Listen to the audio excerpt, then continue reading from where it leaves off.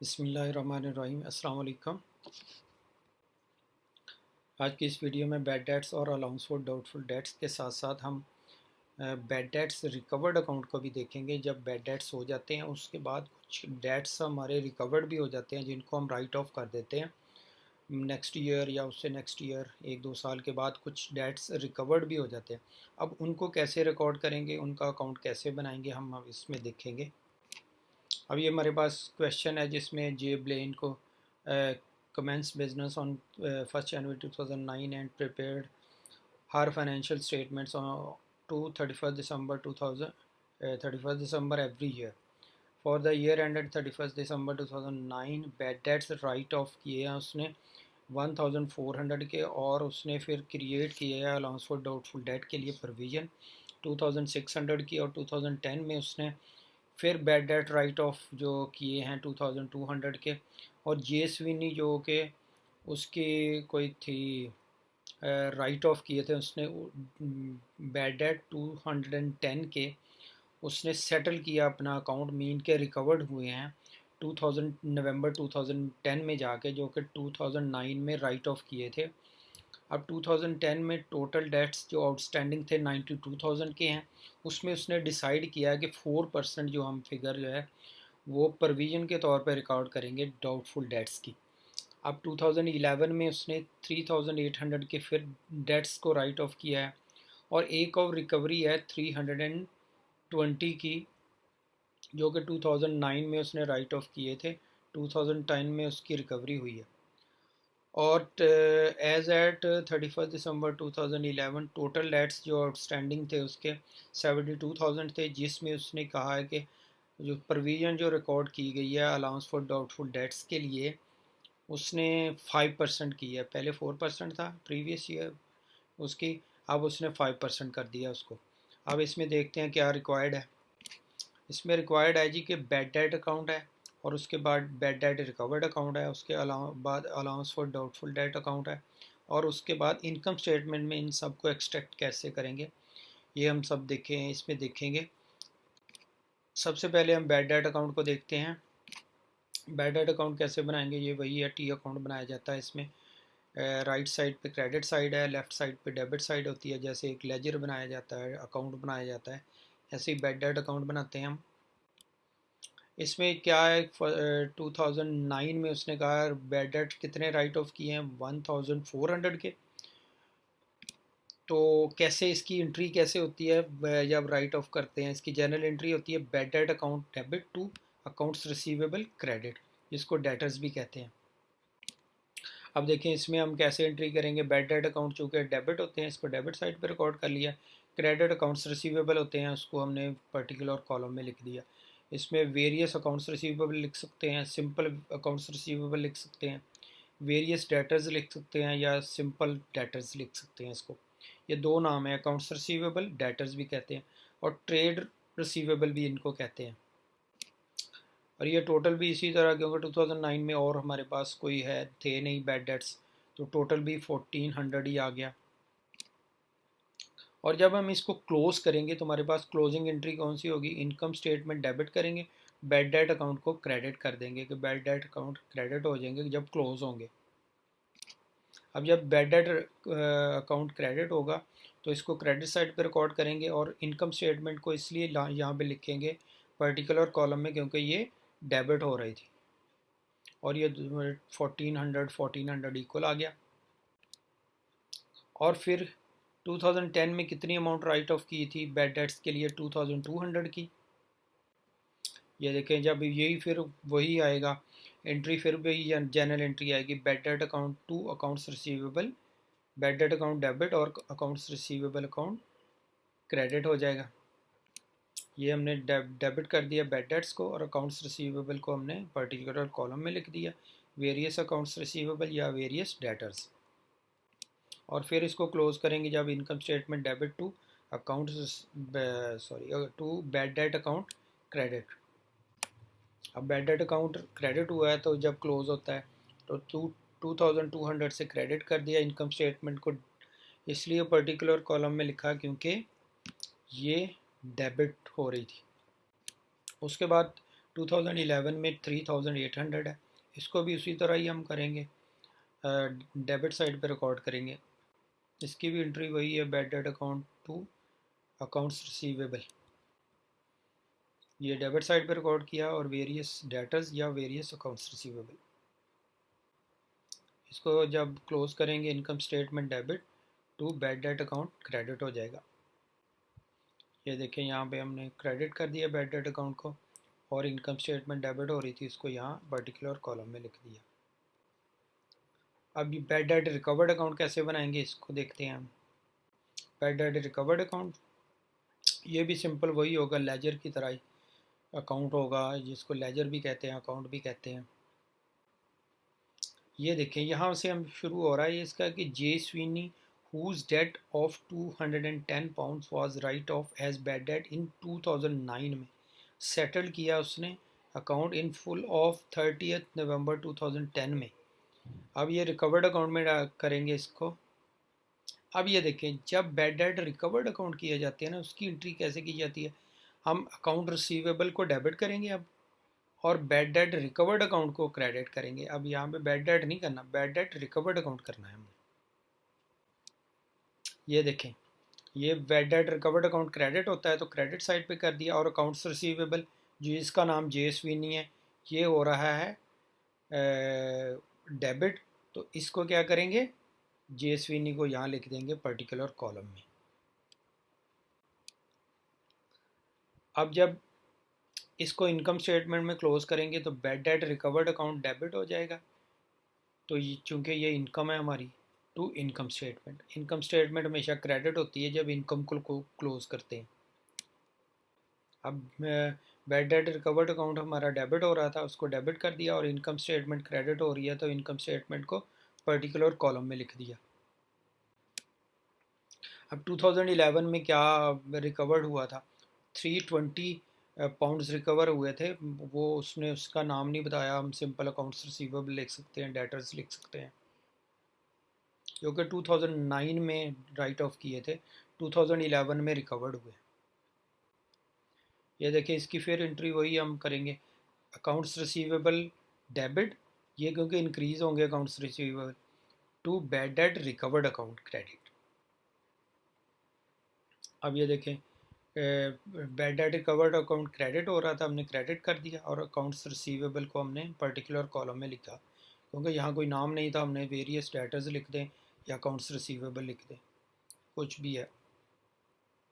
और जब इसको क्लोज करेंगे तो क्लोजिंग एंट्री क्या होगी, bad debt recovered account to income statement. हम चूँकि ये बैड डेट रिकवर्ड अकाउंट है जो इनकम स्टेटमेंट में जाएगा, ग्रॉस प्रॉफिट में प्लस होगा अदर इनकम में, बैड डेट रिकवर्ड अकाउंट, तो ये इनकम स्टेटमेंट हमेशा इनकम में क्रेडिट होती है।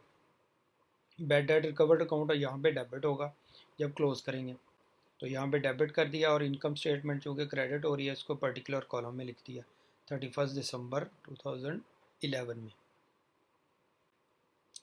उसके बाद बैड डेट रिकवर्ड अकाउंट में accounts receivable to bad debt recovered account. और अब ये देखें, हमारे पास इसकी दो एंट्रीज आती हैं। इसमें जब हम रिकवर्ड करते हैं ना, तो दो एंट्रीज करते हैं, अकाउंट रिसीवेबल को डेबिट करते हैं जब रिकवर्ड होता है, बैड डेट रिकवर्ड अकाउंट को क्रेडिट कर देते हैं, और फिर उसके बाद उसके से कैश वसूल करके हम कैश, या अगर चेक वसूल करें तो बैंक को डेबिट कर देते हैं, अगर कैश उसको इससे रिसीव करें तो कैश डेबिट कर देते हैं, और अकाउंट्स रिसीवेबल को क्रेडिट कर देते हैं। अब आप देख रहे हैं कि पहली वाली एंट्री में अकाउंट्स रिसीवेबल डेबिट हो रहा है, दूसरी वाली एंट्री में अकाउंट रिसीवेबल क्रेडिट हो रहा है। अब हम इसको, ये दोनों आपस में नल एंड वॉइड हो जाएंगे, बल्कि ये अकाउंट्स रिसीवेबल के जो करंट ईयर के अकाउंट्स रिसीवेबल पे कोई इम्पैक्ट नहीं डालेंगे, क्योंकि ये आपस में नल एंड वॉइड हो रहे हैं। फॉर एग्जांपल, ऊपर 1000 था, नीचे अकाउंट्स रिसीवेबल में डेबिट था 1000, नीचे भी अकाउंट रिसीवेबल में 1000 क्रेडिट होगा जी, ये तो आपस में नल एंड वॉइड हो जाएंगे। अब एंट्री क्या रह जाएगी, कैश अकाउंट डेबिट हो रहा है, कैश या बैंक अकाउंट जिसको दूसरी एंट्री में, ये डेबिट है, ऊपर bad debt recovered account credit है, ये दोनों एक डेबिट एक क्रेडिट हो जाएगा। मीन के तीसरी एंट्री क्या बनेगी, ये वाली, कैश या बैंक अकाउंट डेबिट, और to bank bad debt recovered account credit. अब इन दोनों ऊपर वाली दोनों एंट्री का हम एक एंट्री भी बना सकते हैं, लेकिन जो थर्ड वन एंट्री है उसमें आपको ये पता नहीं चलेगा कि आपकी अकाउंट अमाउंट जो है किस अकाउंट रिसीवेबल से रिकवर्ड हुई है। तो आपने दो हम बेहतर ये है, ये इसमें बेटर वे ये है कि आप ऊपर की दो एंट्रीज़ को करें बजाय इसके कि एक एंट्री के। अब एक एंट्री में कर सकते हैं, लेकिन उससे आपको ये पता नहीं चलेगा कि किस पर्सन से आपकी अमाउंट रिकवर हुई है। इसलिए आप एक की बजाय दो एंट्रीज़ करें। जो फर्स्ट टू एंट्रीज़ है, वो थर्ड वन जो है ना, वो उन दोनों को नल एंड वॉइड करके अकाउंट रिसीवेबल को थर्ड वन एंट्री बन सकती है। लेकिन उस बेहतर ये है कि हम दो एंट्रीज़ को करें, पहली दो एंट्रीज़ जो है। तीसरी उसके अल्टरनेट है, मीन के एक एंट्री भी डाल सकते हैं उन दो की जगह। उसके बाद है bad debt recovered account. When we close the in the income statement end of the period, the closing entry will be। अब इसकी क्लोजिंग एंट्री क्या होती है? Bad debt recovered account debit हो जाता है, इनकम स्टेटमेंट क्रेडिट हो जाती है। ज़ाहिर जब कोई इनकम को क्लोज करते हैं, जो हमारी इनकम होती है उसको क्लोज करते हैं, तो इनकम स्टेटमेंट हमेशा क्रेडिट होती है, और जब एक्सपेंस को क्लोज करते हैं तो इनकम स्टेटमेंट डेबिट होती है। उसके बाद allowance for doubtful debt account देखेंगे हम। ये हमारे पास उसका account, allowance for doubtful debt का अकाउंट। इसमें अलाउंस फॉर डाउटफुल डेट की 2009 में अमाउंट दी गई है 2600, जो कि उसने एज एन अलाउंस रिकॉर्ड किया था। इसको प्रोविजन फॉर डाउटफुल डेट भी कहते हैं। ये देखें जो इसमें क्लोज़ होगा में इनकम स्टेटमेंट में ये अमाउंट, तो 2600 जो कि क्लोज़ हो जाएगी ऑन 31 दिसंबर 2009 में। अब इसका टोटल भी यही होगा, क्योंकि यही इसमें प्रोविज़न रिकॉर्ड होगी, तो जो कि फर्स्ट प्रोविज़न है, तो ये टोटल की टोटल ही इनकम स्टेटमेंट में जाएगी।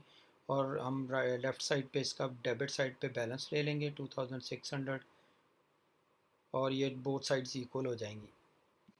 उसके बाद जो ही बैलेंस जो है ना, वो ये क्रेडिट साइड पे आ जाएगा, क्योंकि डेबिट साइड पे बैलेंस लिखा हुआ क्रेडिट बैलेंस होता है। तो ओपनिंग बैलेंस होगा जो 2010 का, जो कि क्लोजिंग बैलेंस था 2009 का, 2600 आ जाएगा। अब 2010 में उसने प्रोविज़न रिकॉर्ड कितनी की थी? 92,000 थे उसके आउटस्टैंडिंग अकाउंट्स रिसीवेबल डेट्स थे जो, और उसने डिसाइड किया था कि 4% लेगा अकाउंट्स रिसीवेबल का। अब 92,000 का 4% लेंगे हम। अब यहाँ पे देखें 2010 के लिए 92,000 है उसके अकाउंट्स रिसीवेबल, जो कि डेटर्स हैं, डेट्स आउटस्टैंडिंग है, मल्टीप्लाई 4%, और ये 3,680 आ जाएगा। अब इसके पास ऑलरेडी प्रोविज़न जो रिकॉर्ड की गई है, जो 2009 में रिकॉर्ड की गई थी, दैट इज़ 2600। अब इसको उसने इंक्रीज़ करना है 3680 तक। तो और कितना हमें इसमें ऐड करना पड़ेगा एक्सपेंस, जो कि इनकम स्टेटमेंट में हम क्लोज करेंगे। इसमें देखेंगे हम 3680 में से लेस करेंगे 2600, तो हमारे पास आ जाएगा 1080। इतनी प्रोविज़न हमें इंक्रीज़ करनी पड़ेगी, जो कि हमें एक्सपेंस के तौर पर बियर करनी पड़ेगी, एज एन एक्सपेंस रिकॉर्ड करेंगे इनकम स्टेटमेंट में। और ये भी बैलेंस ले लेंगे हम 2010 का, लेफ़्ट साइड पे डेबिट साइड पे, जो कि क्रेडिट बैलेंस कहलाएगा। अब ये क्लोजिंग बैलेंस होगा 2010 का, जो कि 2011 का ओपनिंग बैलेंस होगा। अब 2011 का ओपनिंग बैलेंस यही होगा जो कि 2010 का क्लोजिंग बैलेंस था। On 1 January 2011 balance BD is 3680। Next है जी 2011 में उसने कितनी अलाउंस रिकॉर्ड किया था डाउटफुल डेट्स के लिए, प्रोविज़न रिकॉर्ड की थी। 5% उसने कहा था कि अकाउंट्स रिसीवेबल का रिकॉर्ड करेंगे, प्रोविज़न लेंगे। तो इसमें 72,000 हैं अकाउंट्स रिसीवेबल, जो कि डेट्स आउटस्टैंडिंग वर 72,000 पाउंड्स। अब इसका 72,000 का 5% ले लेंगे। ये देखें 2011 में 72,000 डेट्स थे आउटस्टैंडिंग, उसका 5% होगा 3,600। और हमारे पास ऑलरेडी जो प्रोविज़न है प्रीवियस ईयर से हम लेके आए हैं, इसका बैलेंस 3680। तो ये 80 जो है ना वो ज़्यादा है प्रोविज़न ऑलरेडी, तो इसको डिक्रीज़ करना पड़ेगा इंस्टेड ऑफ कि हम इसको इंक्रीज़ करें। तो 3600 में से 3680 लेस करेंगे तो -80 आ जाएगा। तो इसको हम मीन्स कि हमें इसको डिक्रीज़ करना पड़ेगा, क्योंकि ये माइनस में आ गया, लेस में आ गया। तो 80 को हम दूसरी तरफ करेंगे इनकम स्टेटमेंट में। अब ये हमारे एक्सपेंस नहीं होगा, बल्कि चूँकि डिक्रीज़ कर रहे हैं, ये इनकम के तौर पर हम इसको ट्रीट करेंगे। इनकम के तौर पर इनकम स्टेटमेंट में इसको रिकॉर्ड करेंगे। अब ये हमारी यही इसकी एंट्री क्या बनेगी, allowance for doubtful debt debit हो जाएंगे जब क्लोज होंगे, और इनकम स्टेटमेंट क्रेडिट हो जाएगी। जब इनकम स्टेटमेंट क्लोज करते हुए क्रेडिट होती है, इट मीन के वो इनकम कोई ना कोई इनकम होती है या प्रॉफिट होता है जिसको हम क्लोज कर रहे होते हैं। अब ये 80 आ जाएगा।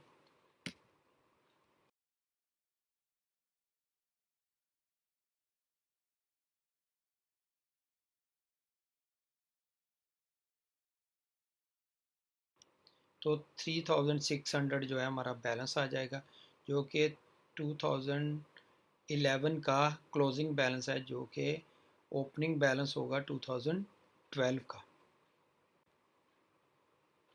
ये हमारे पास इसका अलाउंस फॉर डाउटफुल डेट का पूरा अकाउंट है।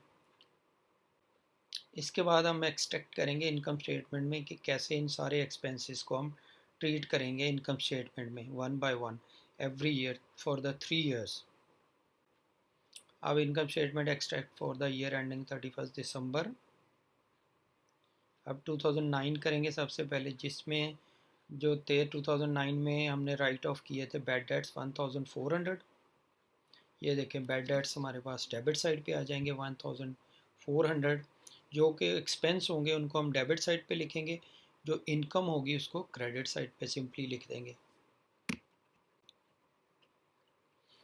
अब इसमें हमारे पास कितनी अमाउंट आई थी अलाउंस फॉर डाउटफुल डेट की अमाउंट, जो कि हमने इसमें बैलेंस के तौर पर 2600, जो कि फ़र्स्ट ईयर ही था, हम टोटल का टोटल ही हमें लेना पड़ेगा एज एन एक्सपेंस।